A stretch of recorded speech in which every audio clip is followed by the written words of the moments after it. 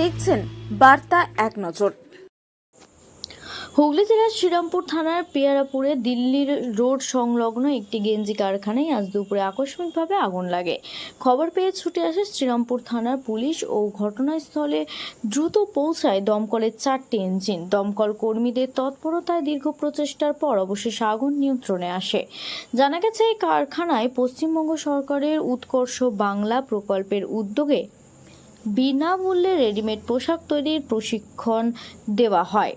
হঠাৎ এই অগ্নিকাণ্ডে এলাকায় চাঞ্চল্য সৃষ্টি হয়, তবে দমকলের দ্রুত পদক্ষেপ বড় কোনো ক্ষতি হয়নি।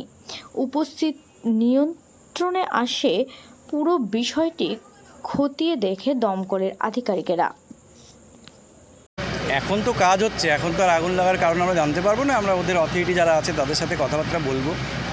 এখন 6টা গাড়িতে কাজ হচ্ছে, 2টো পাম্প আমরা আরও বসিয়েছি এক্সট্রা, প্লাস পাশের গোডাউন থেকে আরও জল আনা হচ্ছে। এইভাবে আগুনটাকে নেভানো হচ্ছে। এখানে গেঞ্জি তৈরি হয় শুনেছি, এবারে ভেতরে ঢুকে দেখতে হবে। কিছু মেশিনপত্র দেখলাম এবং প্রচুর কাপড় চোপড় আছে, গেঞ্জি তৈরি করার কাপড়, রেডিমেড গার্মেন্টস। সেটা তো এখন বোঝা যাবে না। এখন তো আগুনটাকে কাজ হচ্ছে, কাজটা হোক, পরে আমরা দেখতে পারবো কী আছে না আছে। আগুন অনেকটাই নিয়ন্ত্রণে, আগুন বাড়বে না আর। আমরা চারিদিক থেকে ব্যারিকেড করেছি আগুনটাকে, এখন জাস্ট কিছুক্ষণের মধ্যে এটা অফ হয়ে যাবে।